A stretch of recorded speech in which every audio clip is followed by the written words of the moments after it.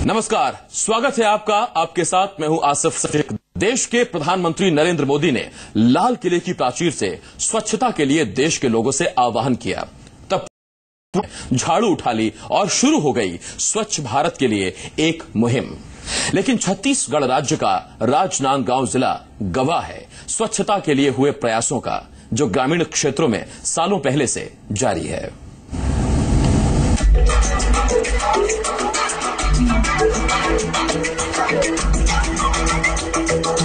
राष्ट्र कल्याण की गति को तेज करना चाहता हूं और मैं करके रहूंगा। स्वच्छ भारत अभियान के लिए लाल किले की प्राचीर से जब 15 अगस्त 2014 को देश के प्रधानमंत्री नरेंद्र मोदी ने स्वच्छता के लिए अपील की, तब देश जागा और स्वच्छता के लिए हर कोशिश में हाथ बटाने के लिए हाथ आगे बढ़ने लगे।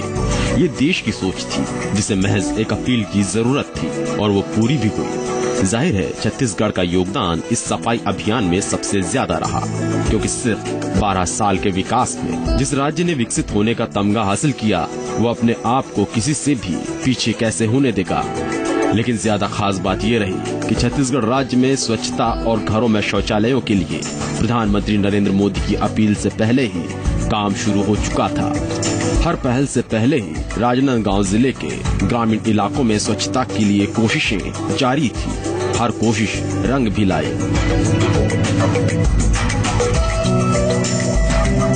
राजनांदगांव जिले के कई गांवों को निर्मल ग्राम के पुरस्कार से साल दर साल नवाजा जाता रहा है। छत्तीसगढ़ से 13 ग्रुप से एक ही डिस्ट्रिक्ट से राजनांदगांव, एक ही डिस्ट्रिक्ट से 13 राजनांदगांव जिले में स्वच्छता अभियान की शुरुआत उस वक्त हुई जब जिले में गणेश शंकर मिश्रा कलेक्टर हुआ करते थे। उन्होंने स्वच्छता के लिए उस वक्त ही अभियान छेड़ दिया और फिर इस अभियान में उनके साथी बने राजनांदगांव जिले के ग्रामीण इलाकों के बाशिंदे, जिन्हें प्रोत्साहन दिया छत्तीसगढ़ की सरकार ने। गणेश शंकर मिश्रा उस वक्त सफाई के लिए ग्रामीण इलाकों तक खुद पहुँचे, ग्रामीण इलाके के लोगों की समस्याएं जानी, जिसके बाद पूरे जिले के गांवों में सफाई अभियान ने जो रूप लिया उसे लफ्जों में बयान करना मुश्किल है। सिर्फ तस्वीरें ही इस अभियान को बयान करने में अहम भूमिका निभा सकती है। ग्रामीणों ने अपने क्षेत्र में स्वच्छता के लिए हर तरह की कोशिश की। कचरा फेंकने के लिए ग्रामीणों ने एक जगह निर्धारित की। गलियां, आंगन साफ रखने लगे और धीरे धीरे ये सब उनकी आदत में शुमार हो गया। इसी का नतीजा है कि 2006 में ही राजनांदगांव जिले के 16 गांवों को निर्मल ग्राम पुरस्कार से नवाजा गया।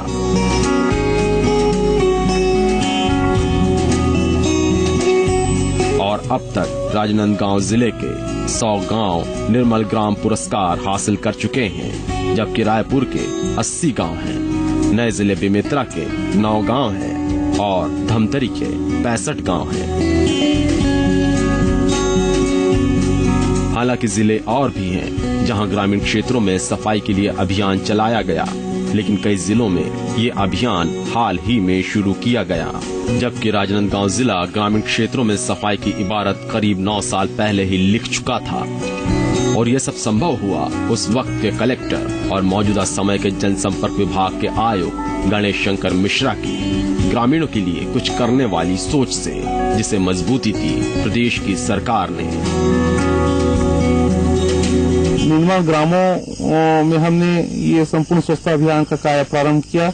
उन ग्रामों के स्कूलों में जा करके हमने वहाँ के शिक्षकों को इस बात की ट्रेनिंग दी। शिक्षकों ने घर घर जाकर के पालकों को प्रेरित किया कि वे बच्चों को स्नान कराने के बाद कंघी करके ही स्कूल भेजें।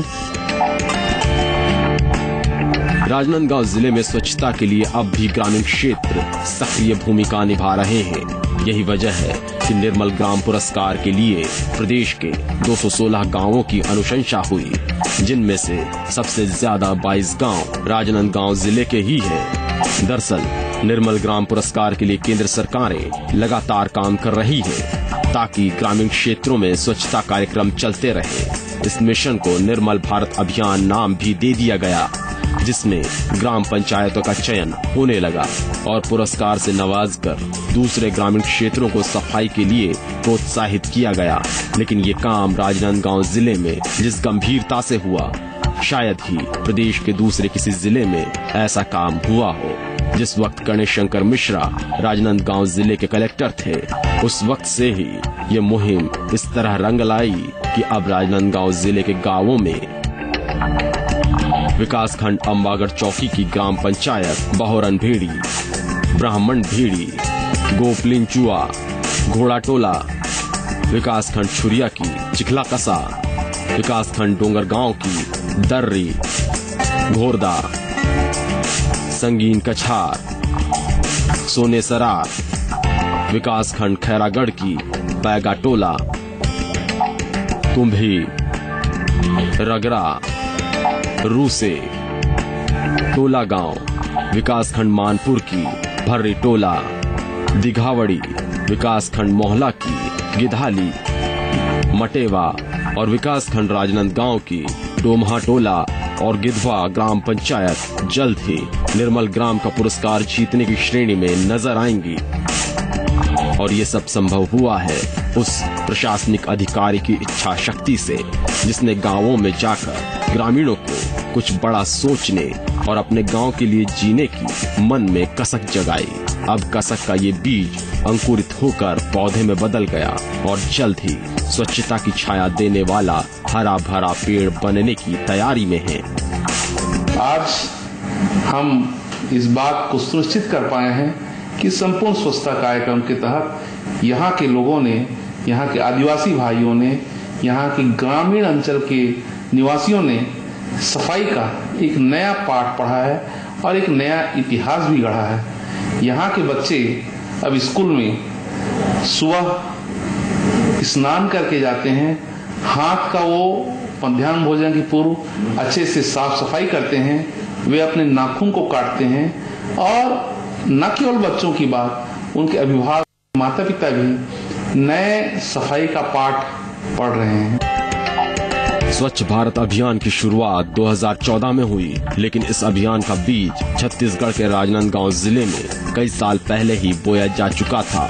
केंद्र की रणनीति में स्वच्छता के लिए पहला टारगेट शहर है, लेकिन राजनांदगांव जिले में स्वच्छता की शुरुआत गांव से ही हुई और ये जज्बा जगाया ग्रामीणों में उस वक्त के कलेक्टर गणेश शंकर मिश्रा ने, जो अब भी जनसंपर्क विभाग के आयुक्त होते हुए गांवों की स्वच्छता के लिए ग्रामीणों को प्रोत्साहित कर रहे हैं।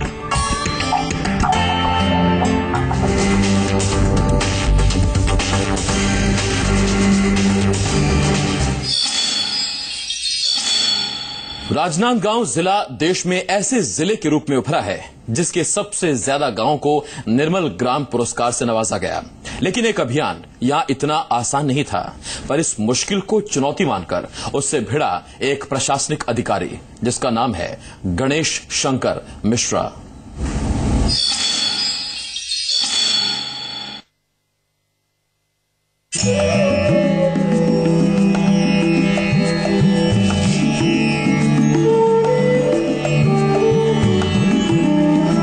छत्तीसगढ़ का राजनांदगांव जिला संपूर्ण स्वच्छता अभियान के तहत प्रदेश में सबसे ज्यादा निर्मल ग्राम पंचायतों वाला जिला बन गया है।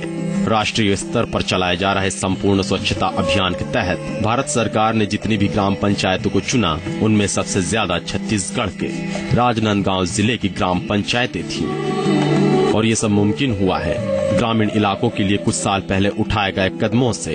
100 से ज्यादा निर्मल ग्राम पंचायतों वाला जिला राजनांदगांव के लिए ये सब कर पाना इतना आसान भी नहीं था, लेकिन मजबूत इच्छा शक्ति और अपने गांव के लिए कुछ करने की ललक ने आम लोगों को अपने ही गांव की संतान बना दिया। जिस वक्त राजनांदगांव के कलेक्टर गणेश शंकर मिश्रा हुआ करते थे, उस वक्त उनके उत्साहवर्धन ने गांव वालों में कुछ नया करने और कुछ नया कर दिखाने की ललक जगाई, जो उनके अंदर आज भी जिंदा है। प्रधानमंत्री नरेंद्र मोदी के स्वच्छ भारत अभियान को इस ललक ने और भी मजबूती दी। इसी का नतीजा है जो लगातार राजनांदगांव को स्वच्छता के लिए पुरस्कार मिलते जा रहे हैं। छत्तीसगढ़ का राजनांदगांव जिला स्वच्छ भारत अभियान के लिए लगातार तारीफ का हकदार बनता जा रहा है। इस जिले की कई ग्राम पंचायतों ने राष्ट्रीय स्तर पर नाम कमाया है, जिसकी बानगी है देश भर में राजनांदगांव को संपूर्ण स्वच्छता अभियान के लिए जाना जाने लगा है। और ये सब मुमकिन हुआ है उस वक्त बोए गए स्वच्छता के बीज से, जब राजनांदगांव के कलेक्टर के रूप में गणेश शंकर मिश्रा यहाँ ग्रामीणों के बीच आया जाया करते थे। उस वक्त गणेश शंकर मिश्रा ने कलेक्टर होने के बावजूद ग्रामीणों के बीच ऐसी पैठ बनाई कि गांवों में उनके दौरे के समय सब भूल जाते थे कि उनके बीच जिले के कलेक्टर हैं। सब उनसे मिलते जुलते, बातें करते और अपनी समस्याएं बताते। और गणेश शंकर मिश्रा न सिर्फ उनकी समस्या का निदान करते, बल्कि उन्हें समस्याओं के निदान के लिए तैयार भी करते थे। इसी का नतीजा है कि मौजूदा समय में राजनांदगांव जिले के इन ग्रामीण क्षेत्रों में साफ सुथरी सड़कें हैं, पीने के पानी के स्रोत साफ हैं, हर घर में शौचालय है, कचरा जमा करने की एक निर्धारित जगह है, गंदे पानी की निकासी के लिए नालियां हैं, जन सहयोग से बने गैस प्लांट हैं और खाद निर्माण के छोटे छोटे प्लांट हैं। लेकिन इनमें सबसे ज्यादा खास बात है इन ग्रामीण क्षेत्रों में हर घर में शौचालय, जिसके लिए प्रदेश की सरकार और मुख्यमंत्री रमन सिंह ने ग्रामीणों की मदद की। शौचालय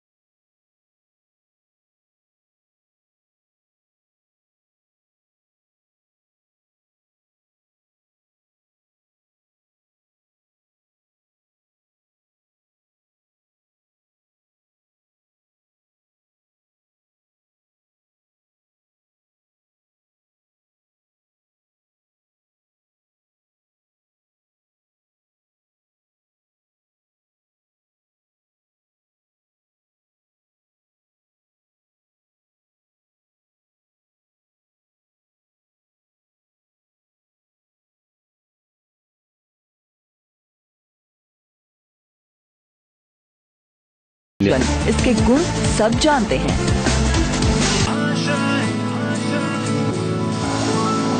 एम्बिशन तो है बट प्लान नहीं। Should I go for management और इंजीनियरिंग? सब कंफ्यूज करते हैं बट सॉल्यूशन कोई नहीं देता। आपको भविष्य की चिंता सताती है, आप प्रश्न पूछते हैं कि किस प्रकार से आगे बढ़ें, क्या करें, किस चीज से दूर रहें। आइए मेरे साथ, मेरे शो में मैं आपको बताऊंगा। डॉक्टर सुभाष चंद्र शो, शनिवार शाम 5 बजे और रविवार सुबह 9 बजे।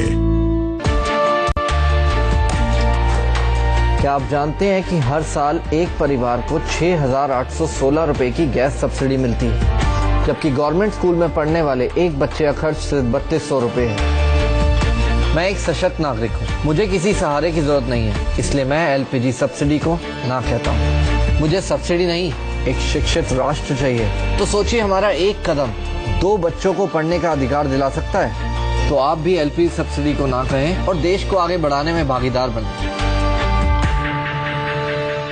क्लासरूम तो जश्न है सपनों का।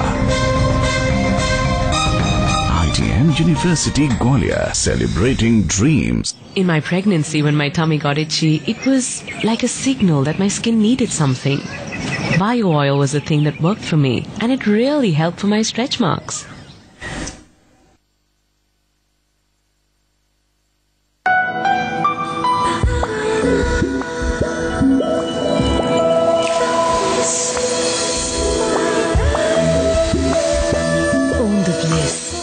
Fall in love.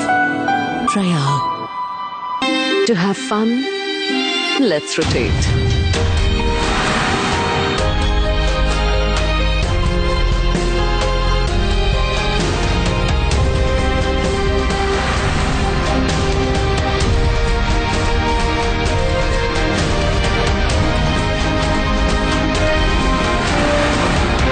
Eyeball Avante, smartphone with rotating camera. Eyeball Andy, technology loaded. Eyeball. सारी परेशानियों को निगल जाए, लेकिन छुओ तो पिघल जाए।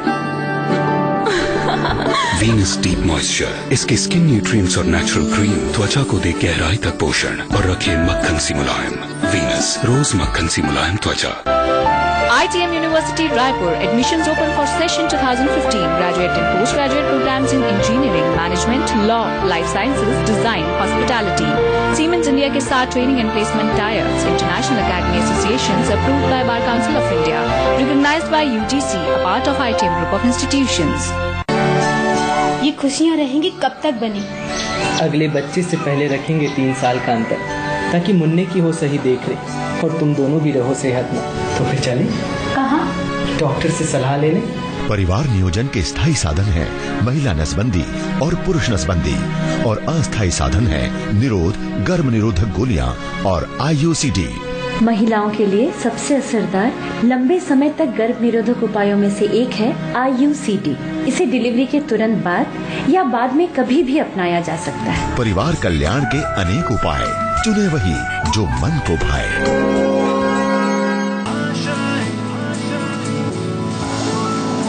एम्बिशन तो है बट प्लान नहीं। Should I go for management और इंजीनियरिंग? सब कंफ्यूज करते हैं बट सॉल्यूशन कोई नहीं देता।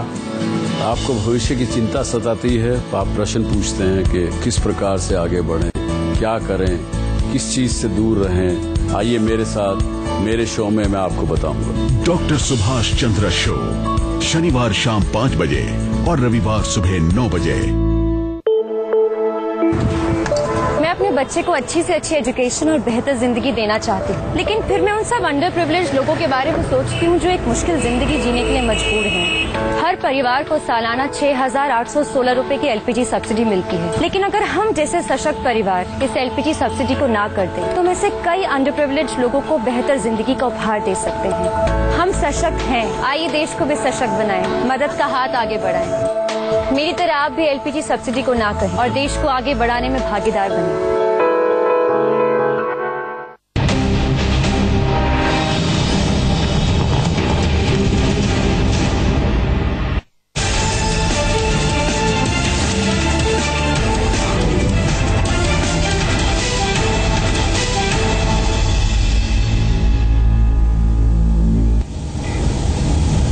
प्रधानमंत्री नरेंद्र मोदी के आह्वान पर शुरू हुए स्वच्छ भारत अभियान को मजबूती देने के लिए छत्तीसगढ़ में भी चल रहा है एक महाअभियान। जी हां, इस अभियान के तहत छत्तीसगढ़ में हुए हैं कई अहम कार्यक्रम, जिनमें खास था पेयजल एवं स्वच्छता जागरूकता सप्ताह, जिसके जरिए मिली आम लोगों को ये अहम जानकारियां।